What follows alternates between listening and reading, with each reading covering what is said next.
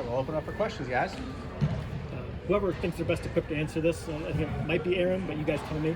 Can you take me through sort of those first few days when you took over, where you're trying to assess everybody on the roster, figure out if they can help you, and then figure out like sort of how many guys to go after? Yep. What did that look like? Did you get 2 hours of film on each guy before you had to make a decision for a day? I'll tell you what, it was a crazy time to best explain it. We were still in Georgia, Fran and I.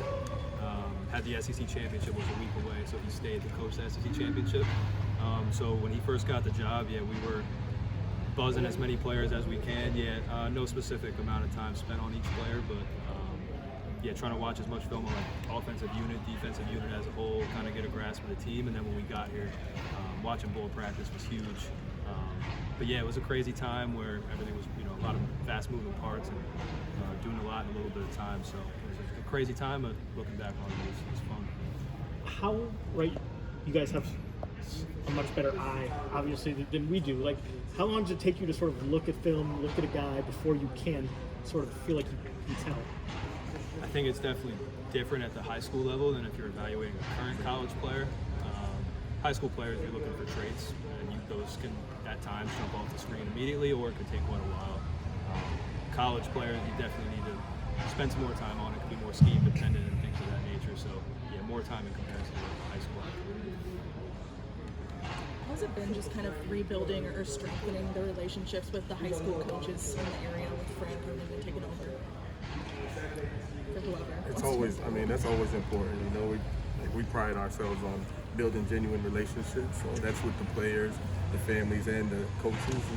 A lot of the times we can't, due to regulations, we can't communicate or get hands on those kids. So learning about the kids from the coaches actually helps us. So that's most important. I believe building genuine relationships with not only the kids, as far as the prospects, the parents, and the head coaches.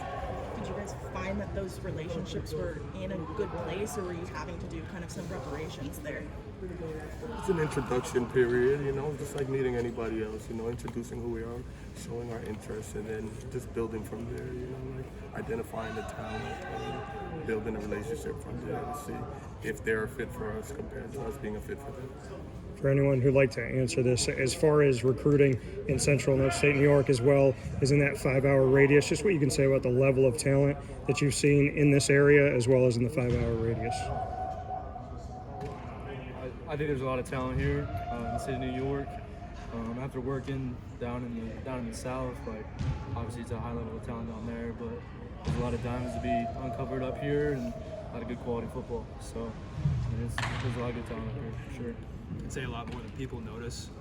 If you would ask me this a year ago when I was at Georgia with Fran, I would have said, there's a ton of uncovered talent in the Northeast, especially from New York on up to the Canadian border. But then when we got here, I thought I knew, but it was way more than I had originally thought. So a ton of gems, just maybe not at times as many resources or attention on the Northeast, but the talent's there. Just gotta go find it. Aaron, you mentioned that you look for certain traits in high school and then transfer, and now transfer is such a big part of college football recruiting. Yep. What traits are you looking for in those players? Definitely depends on the position. So obviously, size-wise, you look for certain things. Speed-wise, you look for certain things. But I remember saying this last time I talked with you guys. At the same time, nothing can be put above being a good football player, having instincts, being highly intelligent. So, position dependent, but toughness, character, size, things like that. Nate, for you, what is the relationship like with Fran with summer and spring? How much of that is maybe more focused on coaching the football team compared to opponents? It's cool. We've had a good relationship since day one. Right now, it's a trust me. But at the same time, we're still doing recruiting. That's one thing I like about Coach. He's always on recruiting. So our relationship, work relationship, but he trusts me to do a lot of things. Got a good team right here. We do try to build some gyms, so. Nate, we've seen a lot of NFL scouts roll through camp this fall. I don't know if you're able to offer a number of how many teams have swung by. End of the week, we'll probably have 27, 28. So it's a couple of teams that haven't came back by yet, but they'll be here during the season. So that just speaks to what we've done with the roster and who's here. So Has it been easy getting those guys to come out? Have you had to do a lot of pitching, like, hey, come easy. see us? It's been easy. Phones were one up. So it's a lot of teams sending two and three guys, which is usually a good sign. So yeah, it's been good. I'll throw in one more for anyone.